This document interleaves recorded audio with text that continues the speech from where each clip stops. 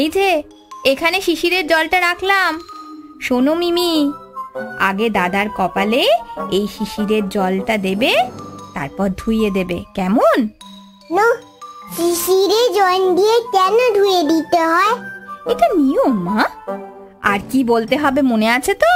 হ্যাঁ আছে। এই আঙুলে চন্দন নিয়ে, হ্যাঁ হ্যাঁ, এবার দাদার কপালে দাও আর বলো, ভাইয়ের কপালে দিলাম ফোঁটা, দুয়ারে মাথা।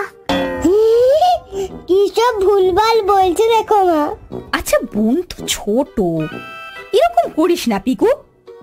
মিমি বল, ভাইয়ের কপালে দিলাম ফোঁটা, জমের দুয়ারে পড়লো কাটা। আচ্ছা মা, ভাইয়ের কপালে দিলাম ফোঁটা, জমের দুয়ারে পড়লো টাটা। যমুনা দেয় জমকে ফোঁটা, আমি দিই আমার ভাইকে ফোঁটা। যমুনা দেয় জমকে ফোঁটা, আমি দিই আমার ভাইকে ফোঁটা। হয়ে গেছে। আচ্ছা ঠিক আছে। দাদা আমার গিফট দে। আমি তো কোনো গিফট আনিনি। তবে আমিও দেব না। তুই আবার কি গিফট এনেছিস?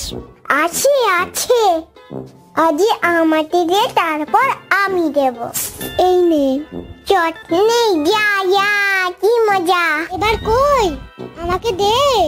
আমি তো আনিনি, মিথ্যে বলেছি। তবে রে, আজকের দিনে ঝামেলা করলে কিন্তু লুচি আলুর দম দেব না। আহা, তোরা এত ঝামেলা করতাছস কেন? আবার হইলটা কি? শুধু লুচি আলুর দমটা মিস হয়ে যাবে, না হলে তোকে আমি দেখাতাম মজা। আমায় মিথ্যে কথা বলা। আচ্ছা আজ ভাই ফোঁটার দিন, ঝগড়া করতে আছে? তোরা না ভাই বোন? মিমি কেন বললো ও আমায় গিফট দেবে না? বোন তো ছোট, বল, ও কোথা থেকে গিফট দেবে? সবসময় এরকম করলে হয় বল? ঠিক আছে, সরি মিমি। না মা, আমি দাদার জন্য একটা জিনিস তৈরি করেছি, নিয়ে আসছি দেখো। এই যে, আমি শুধু এই তারটা তৈরি করেছি দাদার জন্য। এই নে দাদা, অনেক সুন্দর হয়েছে বনু। Thank you.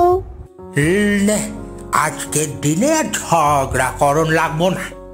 ভাই বোন হইল সব থেকে মিঠা সম্পর্ক, সব থেকে মধুর সম্পর্ক, বুঝছস? হ্যাঁ দাদু, আজ থেকে আমরা একটু কম কম ঝগড়া করব, সব সময় মিলেমিশে থাকবো।